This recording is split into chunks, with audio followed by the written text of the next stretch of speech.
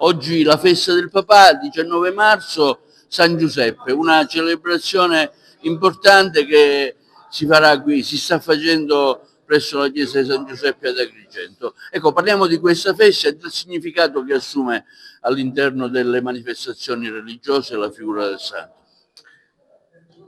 L'appuntamento del 19 marzo, solennità di San Giuseppe, è un appuntamento liturgico legato alla tradizione, e Giuseppe, nel suo essere uomo umile e giusto, è custode del Redentore. A lui nel piano della salvezza è affidata la custodia del Verbo fatto carne e di Maria, la madre. Giuseppe ci consegna e ci richiama a tre modalità della fede. Una fede del fare.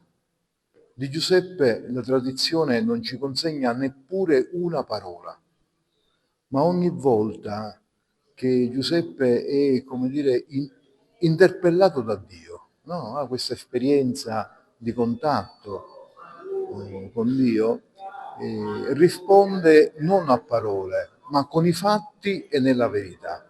Anche il Vangelo di oggi si chiude nell'ultimo versetto.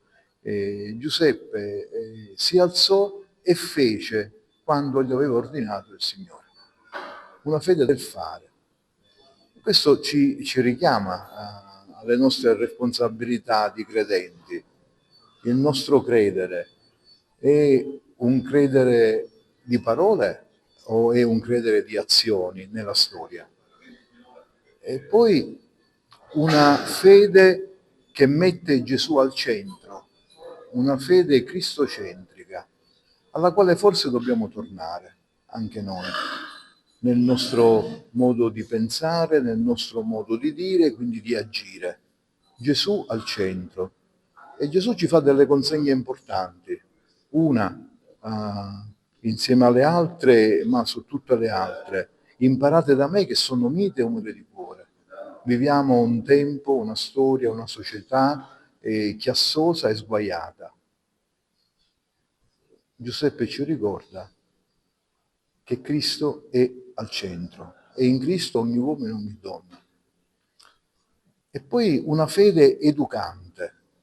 Qual è la più grande eredità che un genitore può lasciare ai figli?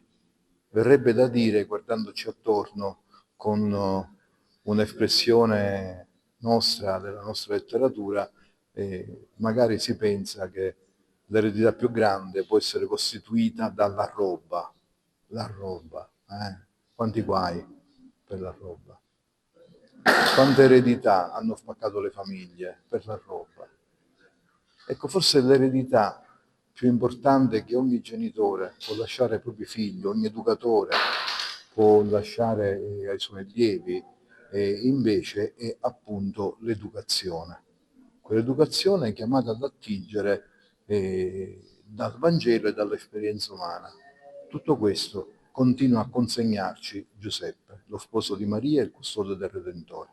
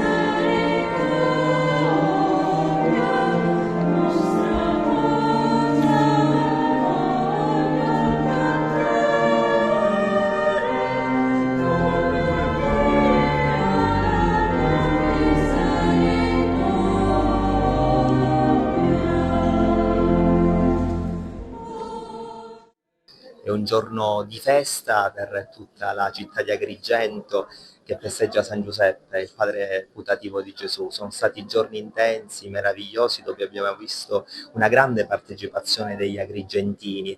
La festa di San Giuseppe è rinata grazie a un gruppo di giovani che si sono dati da fare a partire da alcuni mesi e hanno così fatto rinascere e riscoprire alla cittadinanza una bellissima festa. Oggi la solennità, alle 11 il solenne pontificale presieduto dal nostro arcivescovo, successivamente la tradizionale minestra della fraternità in piazza San Giuseppe, poi nel pomeriggio alle 17 la messa e a seguire la processione di San Giuseppe che dopo 60 anni verrà portata di nuovo a spalla.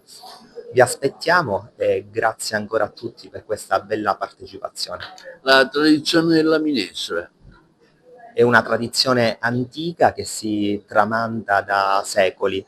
La minestra è un pasto semplice, allora veniva consumato qui in piazza per tutti i poveri, oggi questo segno indelebile rimane scolpito nella tradizione agrigentina e continua a esistere. Da chi viene curata quest'anno? Quest'anno viene curata da alcuni chef che da giorni e soprattutto in modo particolare oggi si sono dati da fare per continuare questa meravigliosa tradizione.